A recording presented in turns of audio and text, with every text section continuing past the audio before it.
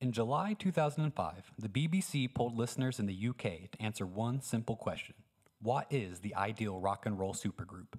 That is to say, if the listener could create a single band, handpicking musicians from all the various groups to shred face and break hearts over the years, what is the most powerful group of musicians we can come up with? Well, what would you choose? Maybe the powerful vocals of Freddie Mercury backed with the wailing expressions of Hendrix's guitar, all atop the tight timing of Buddy Rich on the drums. Or maybe you'd rather Paul McCartney doubling on vocals and bass as Santana plays you some sweet licks over Neil Peart's bombastic Rush solos. The possibilities are limitless and really fun to think about. How interesting then that with all these possibilities, all these wacky combinations, the supergroup created in this 2005 BBC poll was, in fact, a group which already existed. Yes, that's right, ladies and gentlemen, you guessed it. The ultimate supergroup is none other than the one and only Led Zeppelin. Each and every category was won by the respective members of the band. Robert Plant won Best Singer, Jimmy Page won Best Guitarist, John Paul Jones won Best Bassist, and John Bonham won Best Drummer. So, if you've ever said to yourself, I wish I could live in a world where the best band that could conceivably exist did in fact exist, then congratulations, you live in this world. But this video isn't just about hyping up Led Zeppelin, as much as I could go on and on about the band itself, but rather this video exists to analyze one particular album which, in my opinion, defines the band as we know them today. Hello everyone, I'm Blackbird, your host, and this is the album of the month.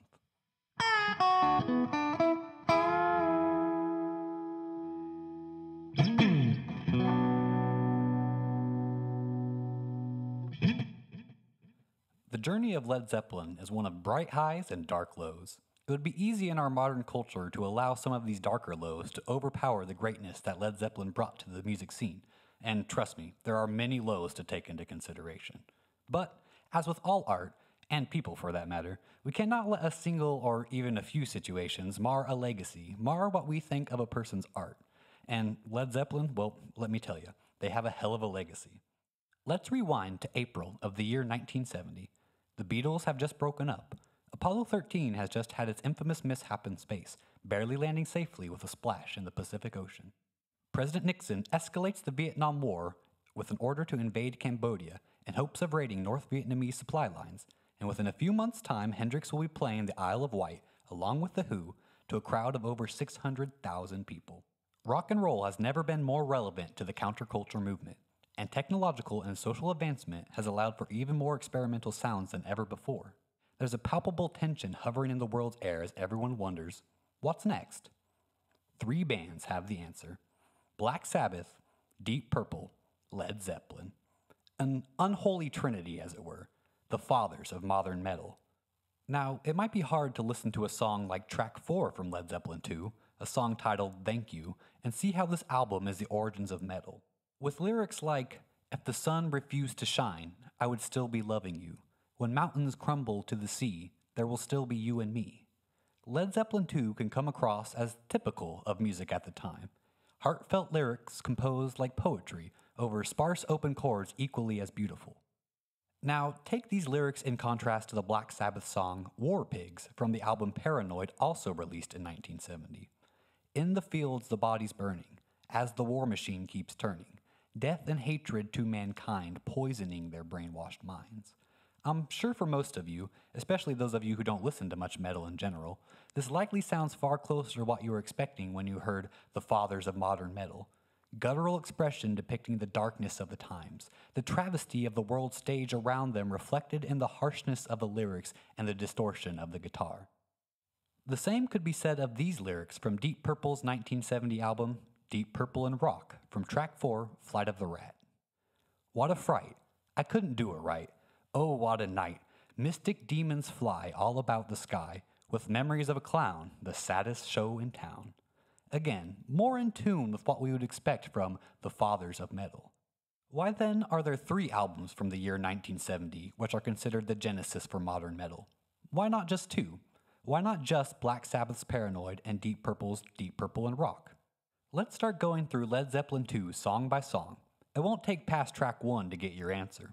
After all, the whole point of Blackbird's album of the month is to examine these albums as they were intended to be consumed, front to back. Well, let's get to it. Track 1, Whole Lotta Love.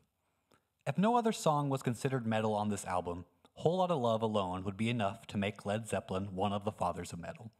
Opening the album with a hacking cough and a low, driving guitar riff, the song quickly builds with a layering of the essential John Paul Jones bass work, with Plant's voice soon coaxing us into our seats for the ride we're about to find ourselves on for the next 40 minutes. Then, John Bonham's drums kick in, and we're off. No looking back now. Filled with sexual innuendos, a raunchy guitar sound, and a righteous breakdown starting only 1 minute and 20 seconds into the first song of the album, you get told everything you need to know about Led Zeppelin in the first minute and 30 seconds of the song. They're angsty, they're sexy, and they're ready to melt your face. If that's not metal, I don't know what is. This whole bubble of tension grows and grows throughout the song until the 4-minute mark, with the rest of the band dropping out as Plant wails heartbreak with his lungs. This stop-time moment, along with all the others on this album, solidify each individual player as the masterclass musician they are.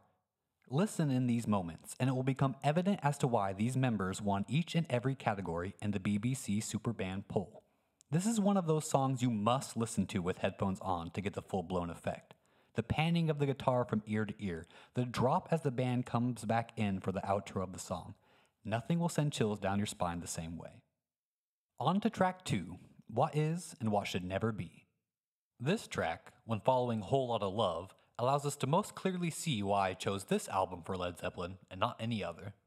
Sure, Led Zeppelin 4 is far and away the best-selling of their albums, what with Stairway to Heaven appearing on track 4 and my personal favorite Zeppelin song, Going to California, appearing on track 7.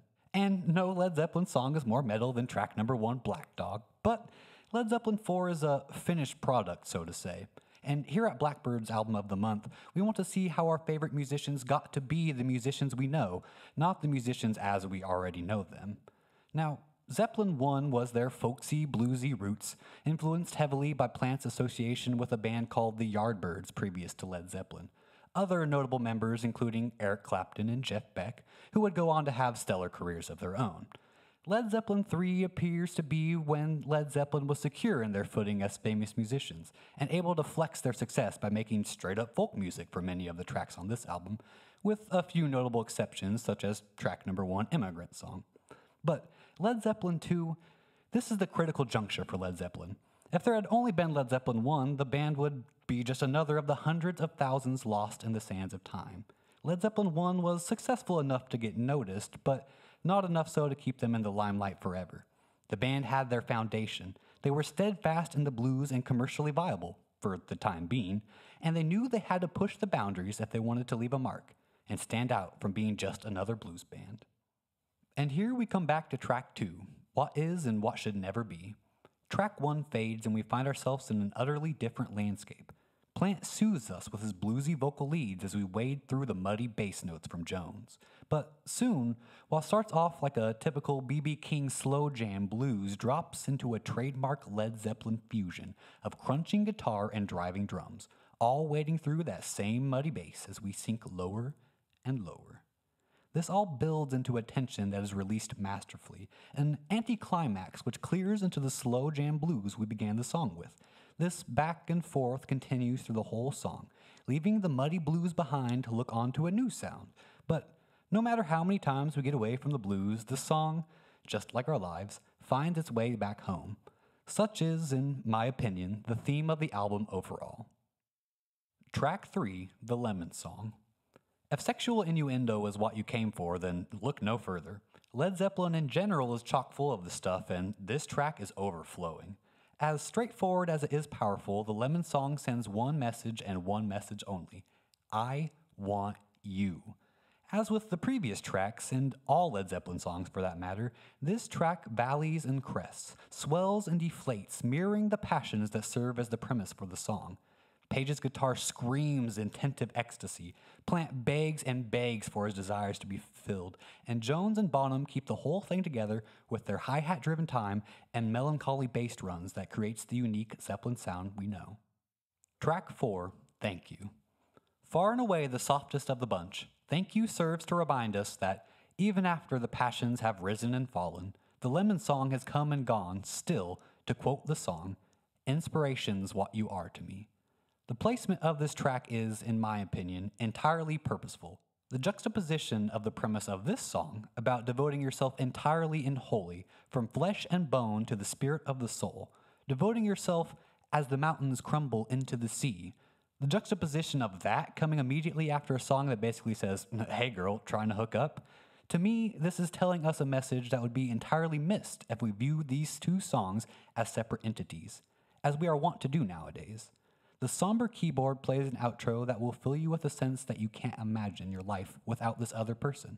What began as flames of passion has become something altogether more. And for that, you're thankful. Track 5, Heartbreaker. But will things last? Again, the positioning of this track cannot be a mistake in my mind. Have you heard the news, fellas? Heartbreaker's back in town. The raunchy guitar is back. Gone are the soft days of love, and returned are the days of angst and blues. Crank that dial to 10, boys, because this song will change you. Never will a boy feel like more of a man than by cruising in his first car to this song. This CD was my daily driver throughout my later years of high school, and this track in particular was purposefully blared as I pulled into the school parking lot on more occasions than I would care to admit. This is the type of song that cannot be examined in passing. This whole video alone could rant and rave and analyze this song from start to finish with the same intensity as we are examining the whole album. Sadly, this is already ending up far more in depth than I had originally anticipated. Suffice to say, with a 36-second a cappella guitar solo in which Jimmy Page sets a new standard for the words fucking badass, this song rocks. Track 6, Living Loving Maid. As Heartbreaker ends mid-word, with Plant uttering a final heart before being cut off, Living Loving Maid begins.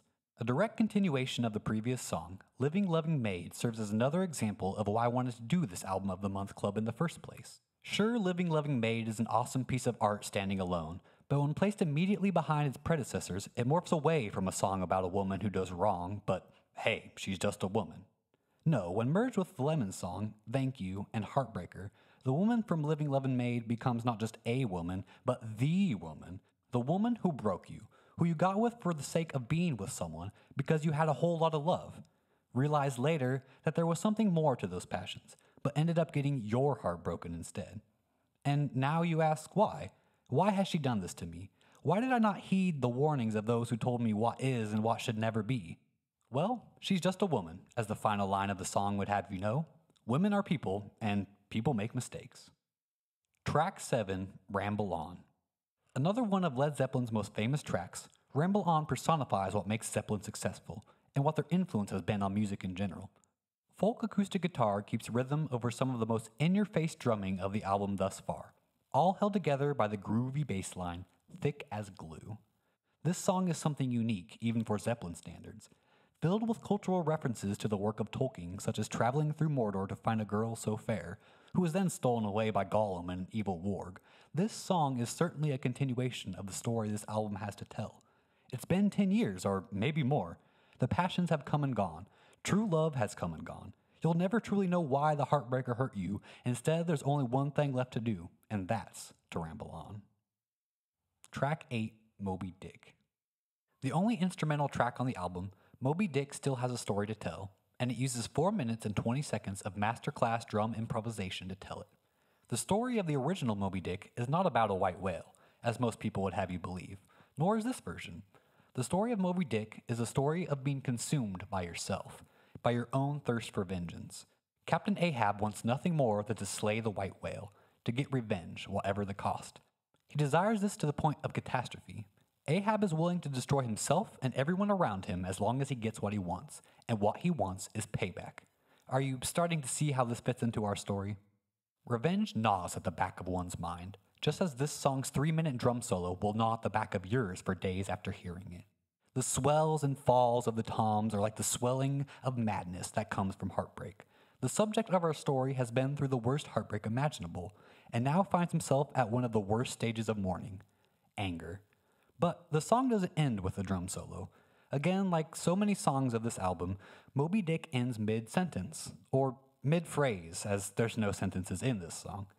Bonham's shredding on the drums comes to a close with some grandstanding from the whole band, as they hit 3 final chords, holding them, exaggerating them.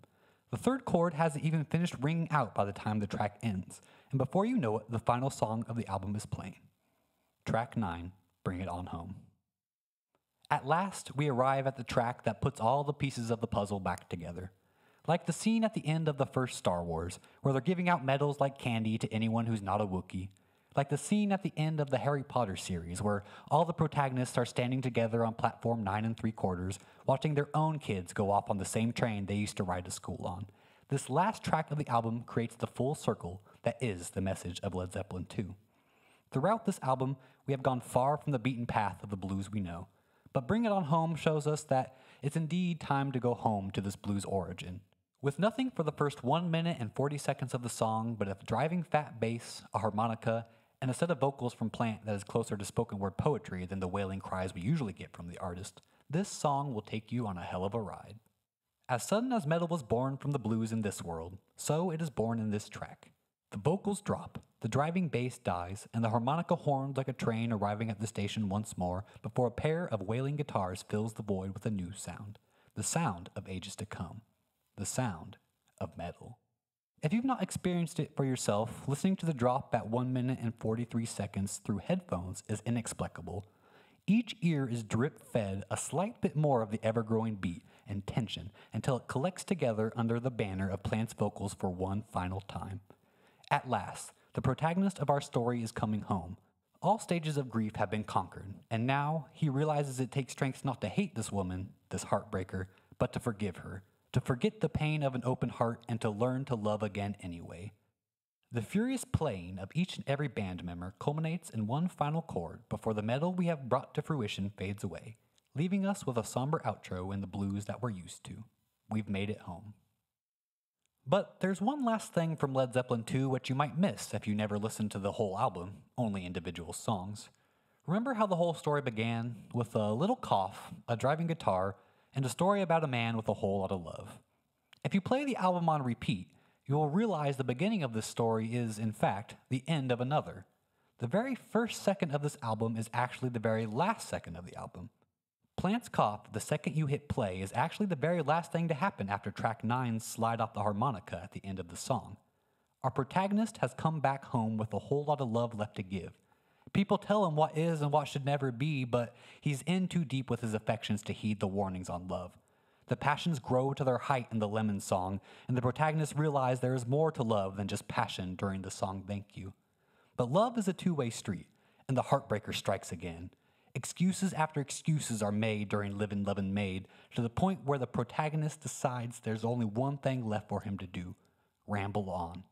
So, like Captain Ahab, questing to fill a hole in his heart by slaying Moby Dick, so too does our protagonist seek to fill his heart with whatever he may find out there as he rambles. But, eventually, he realizes nothing will ever replace what he's left behind: true love. So he returns home not to the woman that hurt him, but to his gentle, loving ways once more. He's brought it on home, and he's back at the beginning, a man with a whole lot of love. Thank you so very much for watching my video on Led Zeppelin 2, and thank you so very much for being a part of Blackbird's Album of the Month Club. If you haven't already, check me out on Facebook with the link in the description. If you have any suggestions on what next month's Album of the Month should be, comment below or message me directly on my Facebook page.